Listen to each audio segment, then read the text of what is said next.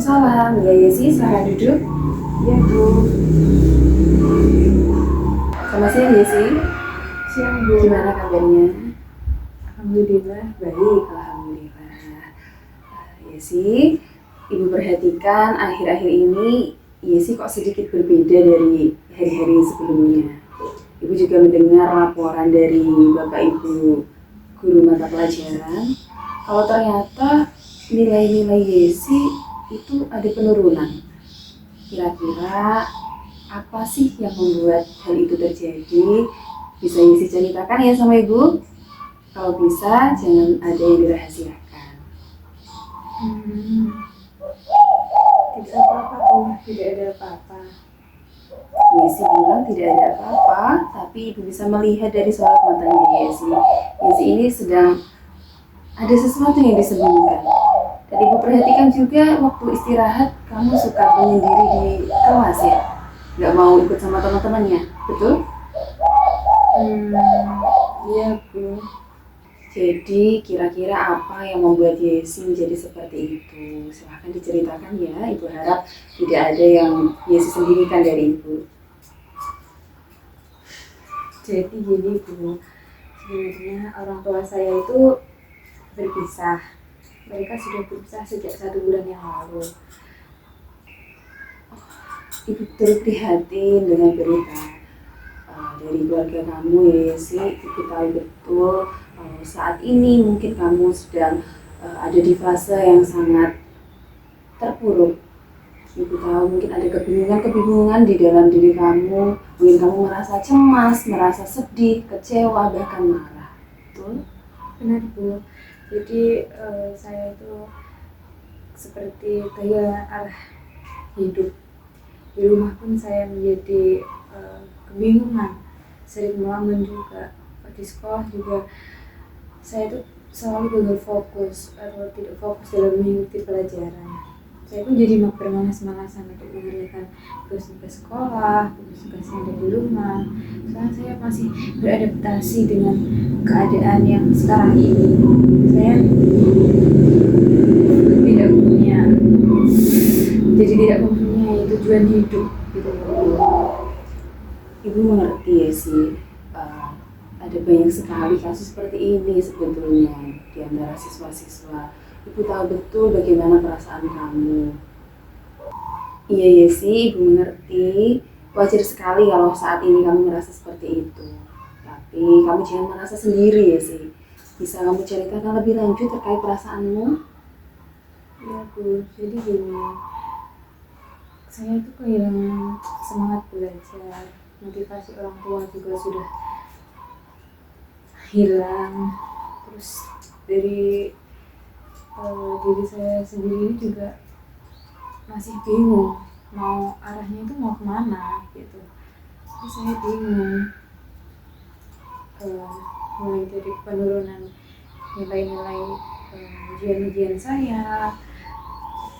Lalu saya juga sering melamun di kelas, tidak fokus. Itu ya juga sebenarnya karena masalah itu, saya kehilangan arah. Jadi kamu merasa perpisahan orang tuamu ini memberikan dampak yang besar dalam motivasi belajar kamu? Ya kemungkinan seperti itu Bu, yang saya rasakan saat ini. Kamu merasa putus asa seolah-olah yang kamu lakukan itu nggak ada gunanya. Benar. Ya sih, semua yang kamu rasakan itu adalah hal yang wajar. Semua yang kamu rasakan itu memang pasti sangat berat. Ibu yakin itu sangat berat. Tapi pernah nggak kamu berpikir bahwa apa yang kamu rasakan saat ini, apa yang kamu lakukan saat ini, nantinya di masa depan itu akan berpengaruh? Pernah? Sebenarnya pernah Bu, tapi saya sekarang masih bingung mau arahnya itu mau kemana, itu masih saya tidak bisa membayangkan. Oke, bisa kamu ceritakan lebih lanjut tentang apa sih yang berubah tentang situasi di rumah, situasi belajar kamu di rumah sebelum dan sesudah perceraian orang tua kamu? Jadi ceritanya gini, sebelum mereka berpisah, sebenarnya mereka sebelum-sebelumnya juga itu sering bertengkar di rumah, lalu membuat saya merasa tidak nyaman. Kemudian malah sekarang ini malah mereka berpisah. Jadi saya merasa sangat tidak nyaman, atau bisa dibilang sedikit stres mungkin ya Bu. Ibu mengerti ya sih kalau situasi rumah memang sangat membuat kamu bingung dan stres seperti yang kamu katakan. Tapi jika situasi ini terus berlanjut, pernah nggak kamu berpikir bahwa apa yang kamu rasakan dan yang akhirnya kamu jalani saat ini atas dampak yang ada yang terjadi di dalam rumah kamu itu bagaimana? Bisakah kamu membayangkan ini sampai ke masa depan? Maksud Ibu, pernahkah kamu membayangkan bahwa apa yang kamu lakukan saat ini bisa mempengaruhi nilai-nilai kamu, prestasi kamu yang nantinya akan berpengaruh di masa depan? Ya sebenarnya ya sangat berpengaruh Bu. Tapi gimana ya Bu? Saya merasa masih sangat bingung dengan keadaan sekarang ini. Masih shock dengan apa yang terjadi saat ini. Saya juga sulit tidur, kemudian selalu kepikiran hal-hal yang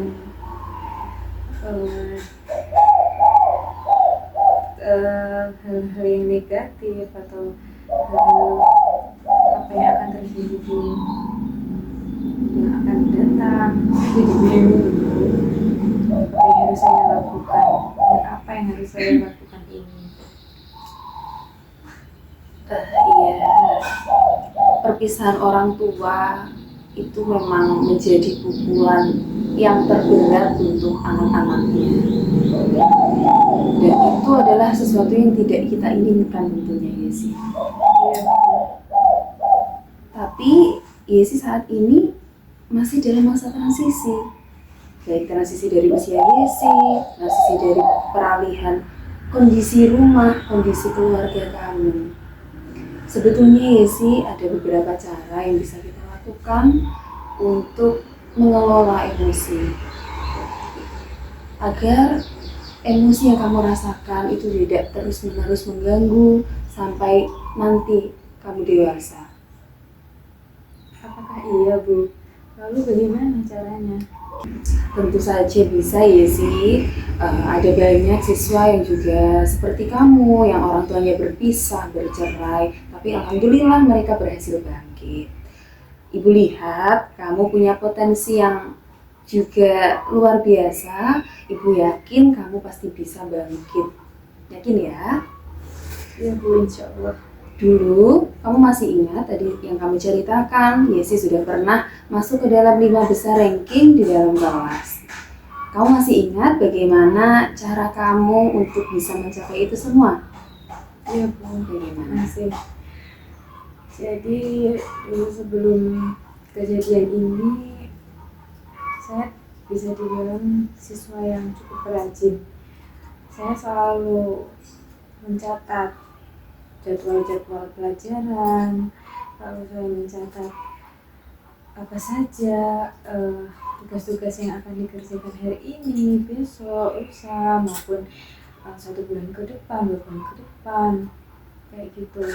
Atau saya juga mencatat poin-poin jika Bapak Ibu guru menyampaikan pelajaran.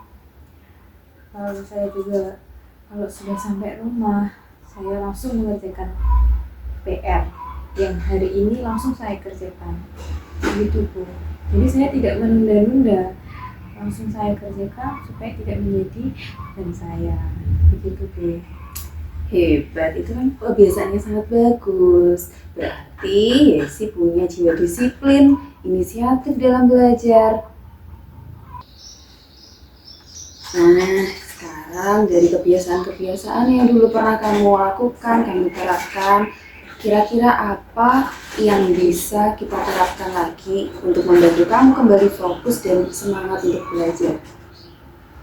Mungkin dari mulai semangat untuk mengerjakan PR lagi. Soalnya kalau di rumah saya itu lebih sering melamun, terus lebih sering menonton sosial media atau bermain HP yang membuat saya jadi malas untuk membuka buku lagi, Bu. Iya, nggak apa-apa. Kita coba mulai dari hal yang paling kecil dulu ya Yesi ya. Iya, Bu. Kita coba untuk kembali fokus mengerjakan PR di rumah sesuai dengan waktunya ya. Dan juga Yesi coba nanti mulai minggu depan membuat jadwal untuk scrolling HP-nya. Biar nanti pelan-pelan Yesi bisa mengurangi kebiasaan bermain HP dan kembali fokus untuk kembali belajar ya. Iya, Bu. Insya Allah saya akan melakukannya. Ibu yakin Yesi pasti bisa. Yesi, kondisi orang tuamu mungkin memang tidak bisa kamu ubah.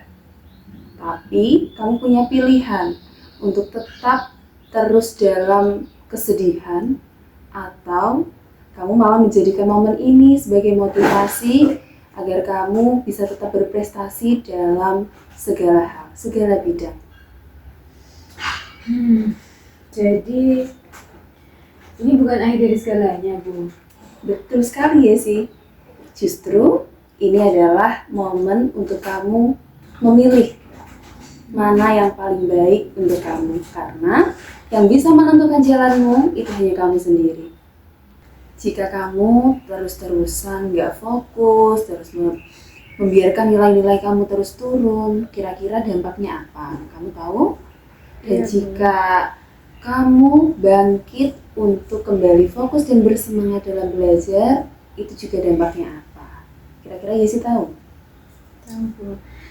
Kalau saya terus-terusan begini, terus-terusan bermalas-malasan, ya sebenarnya saya tidak bisa masuk ke universitas ternama, Bu. Impian saya sebenarnya dari dulu ingin masuk sebuah universitas yang salah satu universitas terbaik di Indonesia. Jadi mungkin saya perlu semangat lagi untuk memulai kembali semangat belajar saya untuk bisa masuk ke universitas yang saya inginkan itu. Nah, ternyata Yesi punya impian yang besar kan? Sekarang pilihannya tinggal dua Yesi. Kamu tetap mau diam di tempat dan terpuruk, atau kamu mau bangkit dan kembali bersemangat dalam belajar? Kamu pilih yang mana? Ya kalau mau pilih ya saya mau fokus belajar lagi, Bu. Saya mau mengharumkan nama saya juga untuk berprestasi kembali. Hebat, betul. Itu adalah keputusan yang tepat dan keputusan yang bijak untuk masa depan kamu ya.